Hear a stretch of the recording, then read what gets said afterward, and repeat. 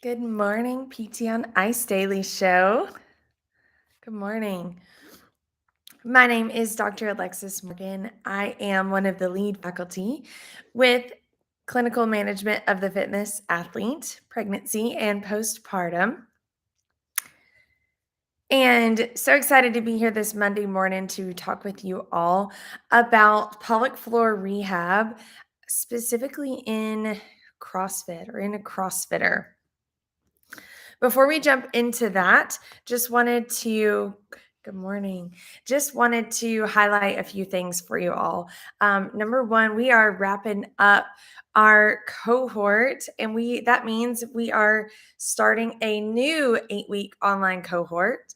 We are going to begin September 6th and would love to have you join us in our 8 weeks online.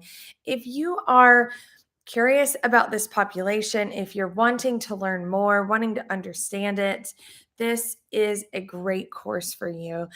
I've actually had several males reach out and really just want to understand what's going on in the pelvic floor, what's going on for their pregnant or postpartum clients. And this is a really good course for you all too, to be able to understand what's going on with your athletes and be able to go through education and to be able to go through some interventions with your athletes in a way that is simple yet extremely effective.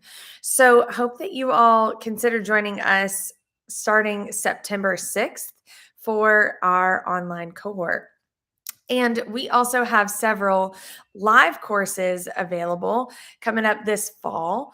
So, if you're interested in learning the internal vaginal techniques, we would love to have you join us in any of our live courses. So, you can head on over to ptonice.com to find out more about where we are going to be this fall. And we're actually starting to book into early 2023 now as well. So we would love to have you out on the road with us too.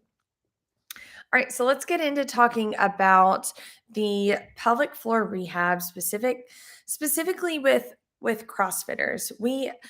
I get a lot of questions about what type of HEPs do we give out? What does our hallmark for people look like? And I wanted to spend a little bit of time diving into kind of what that does look like specific for a CrossFitter. So, let's talk about a pregnant athlete who comes in and she's got pelvic girdle pain.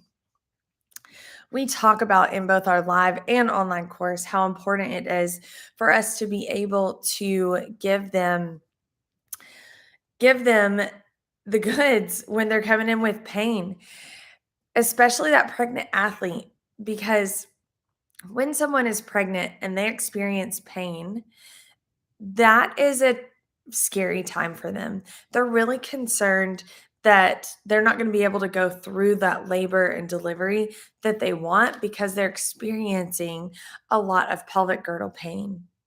And unfortunately, many people will tell them, oh, just wait until the baby comes and then the pain will go away.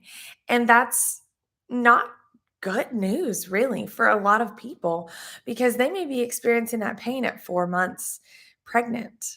So they still have a lot of time left. And we need to be the ones that we can really help deliver on their pain and help bring that down. So let's say we did that. We found out that it was a muscular issue and we gave them some adductor work because their adductors were weak. And when we worked those, that was pain-free. So we did just that. Fast forward, their pain is now subsided. We did what we needed to do in clinic and without and at home. And now they're starting to Now they're starting to ask questions about their pelvic floor and get them ready for that birth that they want. And this is kind of where we start diving into education, asking questions about their toileting hygiene, asking questions about if are they having constipation? Are they having to hold their breath while they poop? We're asking all of these questions about their toileting behaviors, and then we give some interventions. And by interventions in this situation, I'm talking about education, and I'm talking about um, various lifestyle changes. So, what I mean is, we always recommend using a stool up under your feet so your knees are up and your hips are in flexion when you're sitting on the toilet. Many people are not doing that currently. So, one homework for them is order a squatty potty or find a stool that works in your house, your little kid stool, toddler stool, and bring that into the bathroom. That's one of your homeworks. The other homework, if you are bearing down and you are holding your breath and you are pushing as hard as possible to poop, I'm going to get you to see if you can breathe through that, because we don't need that added pressure while you're going to the bathroom every single day. And so we do that. We give them these lifestyle changes, and we may give them a few, and then they intervene on that. And so as we go, depending on what their pelvic floor priorities are, we will give them interventions to adjust their experience to improve that. Everyone we often feel like it needs to be so complicated. Like the answer must be just something so beyond us. When in reality it's rather simple. And it's kind of sad that it's simple, because that means that many, many, many do not understand about their pelvic floor, and they don't understand these simple, simple things. But it's exciting because you can make really big changes with small amounts of effort. And so let's fast forward and talk about the same person, her homework after she's had her birth, after has returned to the gym. She's been cleared by her doctor, she's been cleared by me. We've discussed that she is ready to return. And she's done a few things at home that has allowed her to be prepared for impact. And so we feel comfortable with her going in and trying box jumps. And let's let's say in this scenario, she does not have leaking.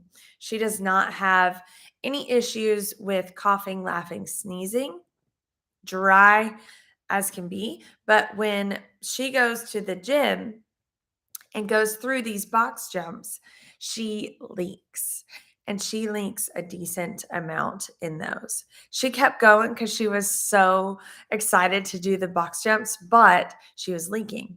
So, what do we need to do for this person? For this individual, we want to understand that she understands her pelvic floor and how to relax it, how to contract it. We want to make sure she understands that. And we also just need to look at the surroundings of that leaking episode. So, what was going on in that week? Was she doing extra jumping at home prior, or was this the only one? We can dive into all these understandings, and we can then turn the next time she has jumping, we can turn that into a situation where she can be successful. So if these 40 box jumps were way too much for her pelvic floor, Maybe we're going to bring the box height down a little bit. Maybe we're going to have her leave it at the same height, but she can exhale when she jumps up. We're going to have to figure that out in clinic and see what she can handle. And we're going to have to give her a few options as well, depending on how she does and her pelvic floor does in the gym. If this was a big enough issue that she was like, Alexis, I have got a competition coming up, or I have got to be able to jump and not pee, then we may speed that up a bit by giving her jumping to do at home too. But honestly, you all, I don't always do that. I will often just turn their CrossFit exercise into their rehab. So when you show up to CrossFit and there's impact work, let's just bring that impact down. Let's do one of these 3 options: the jump and breathe while you land, or the mini jumps on the floor, right? We do some options. We give them some options for impact, but we break it down to where they can tolerate it. And then they do a lot of that. And they can do that at home, or they could, more importantly, do that when they show up to the gym.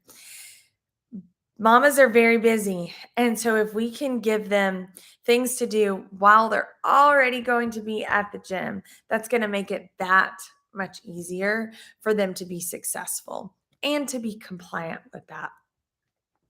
So to recap here, what we want to do is treat pain as pain. You all are the pain and musculoskeletal experts. If you're uncomfortable with this area, come to our class.